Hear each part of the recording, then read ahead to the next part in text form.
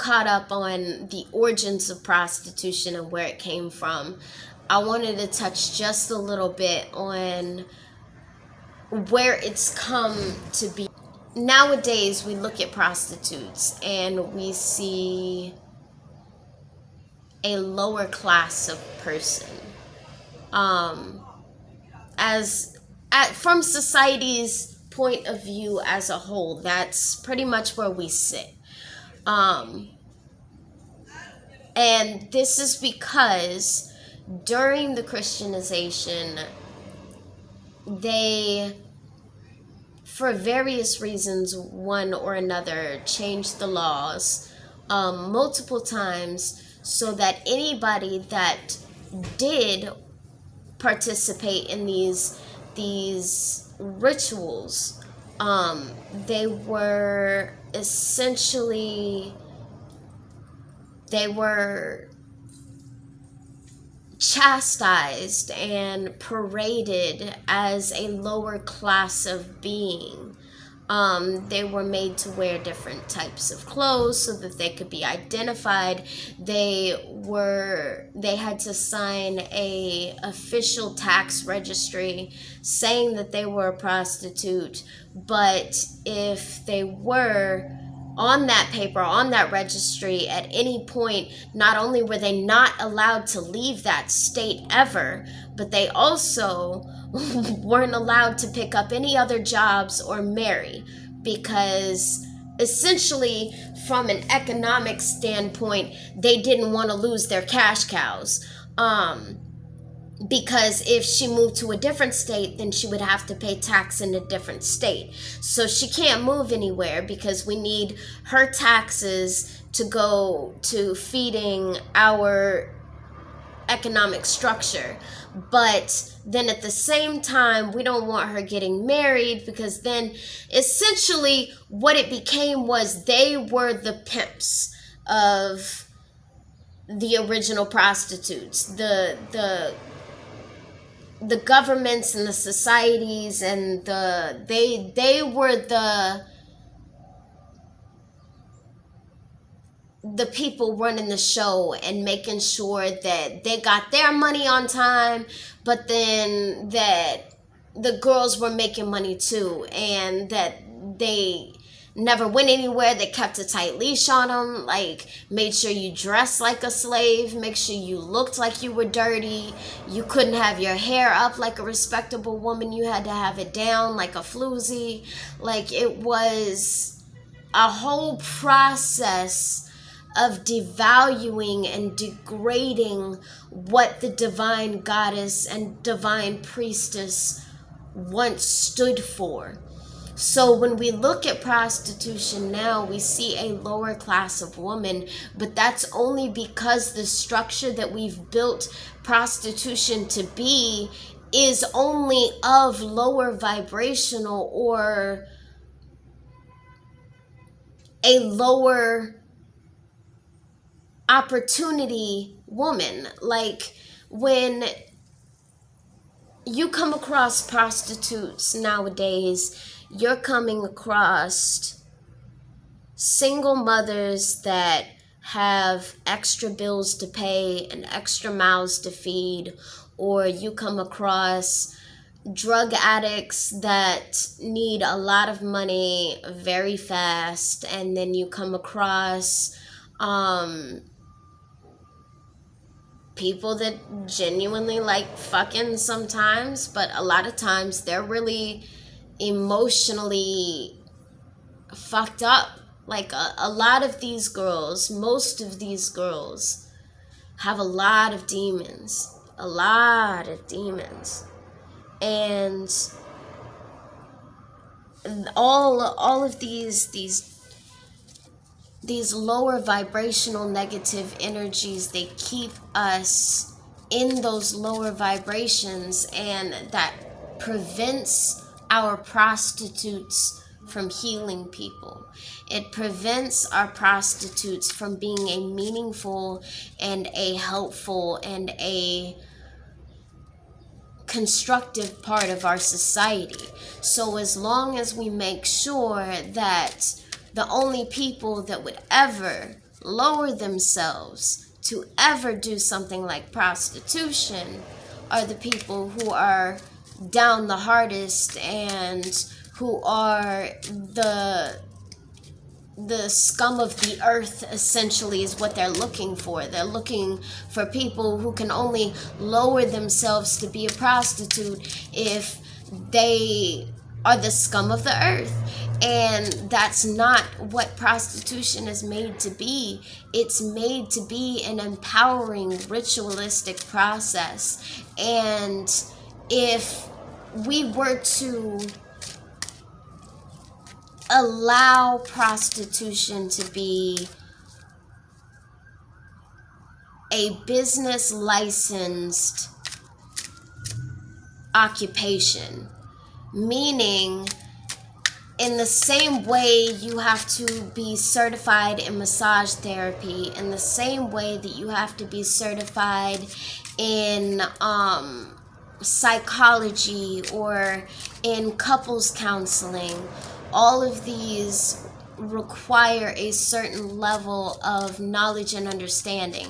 If we changed our societal structure and allowed for women to prostitute under a business license and an occupational certification of some kind, then we would revolutionize not just the way we treat our women, not just the way that we act towards women, and not just women, but like sex workers in general. Like the feminine energy isn't just about genitalia. It's, like I said before, it's about the energy that's inside of us, both feminine and masculine. So there are males that have more feminine energy in them than they do masculine. And then women are the same way. There are some women that have more masculine energy than feminine energy. But this is about that energy of the divine feminine and the feminine energy that comes with it. And if we were to change that structure and change the way that we look at prostitutes and change the way that we look at sex and the way we look at sex healing, essentially what we'll find is this new level of respect for femininity, this new level of respect for people that have that sexual empowerment in them. Because right now, the way things are, the way society is set up, women are either hunted or stoned, and there's really no in between. Either we're something to be found in the wild and then tamed and put up on your wall for the world to see, or we're just to be beaten and left for dead. Like there's very few occasions where there's an in-between, and the in-between can be found with that worship of the divine feminine. And I don't mean worship like in the same way, like it doesn't have to be in the same way. Let me correct that. It doesn't have to be in the same way that like the Jews had worshipped the golden calf. It doesn't, like, you don't have to make an idol and do an altar if you don't want to.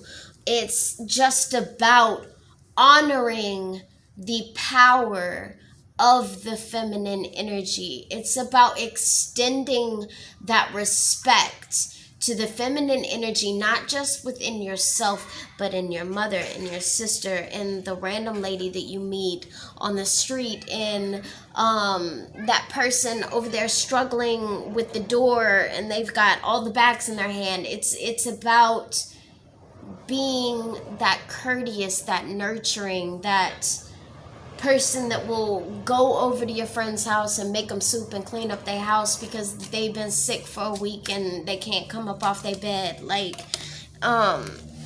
that is feminine energy. And by honoring the feminine inclinations within us and honoring the freedom of sexuality, because that's important. Sexuality is never meant to be, not in a natural sense, it was never meant to be confined or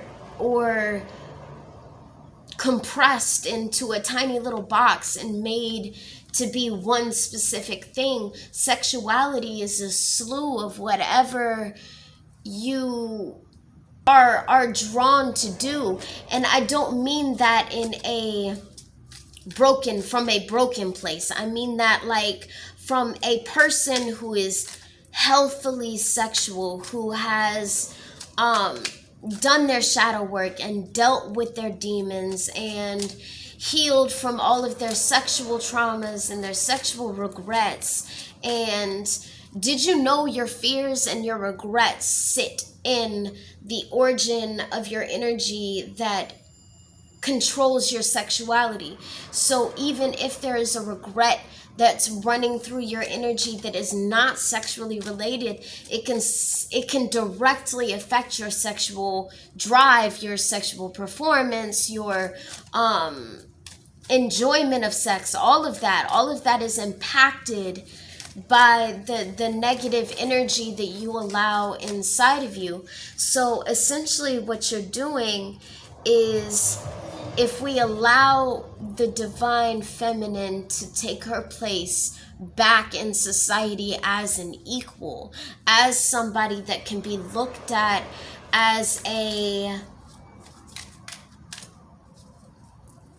spiritual leader, as a community leader, the same way we look at our mothers to be the leader of the household, the spiritual leader of the household, because we're coming into the age where a lot of us were raised by women, and we have a different level of respect for women because of that fact. And so allowing prostitution to be looked at the way it's supposed to be, as a divine ritual and divine rite and healing process and way of transmutation, it will change the way that we look at a lot of the world. Is in the word alchemy, it's saying the magic of Chem or Kemet, or the original name for Egypt. See, now in modern days, we call that city or that country Egypt. But prior to that country being called Egypt, that region was called Chem, or Chem meaning black. But it was called the Black Land because it was the land of the black people. And so alchemy comes from the land of the black people, which is the practice of the science and the magic of Egypt. So anytime you talk about the word alchemy, or the transmutation of energy and matter from one thing to another, you are talking about the foundation of magic and science that was born in Egypt. So essentially, what sex is alchemy, and it's you being able to access not just different abilities and energies within yourself, but in some cases even other dimensions. So that being said, I've literally been talking on this thing for an hour now, so I'm gonna shut up and go. But I appreciate all of you sticking around and listening to me go on and on about the origins of prostitution and the divine goddess and the divine priestess. And I will catch you on the next video. Which one was that one?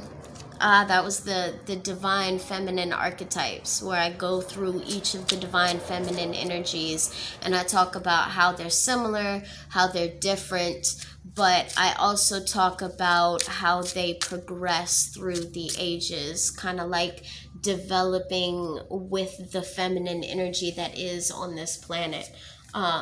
But peace, love, light. I'll catch y'all next time.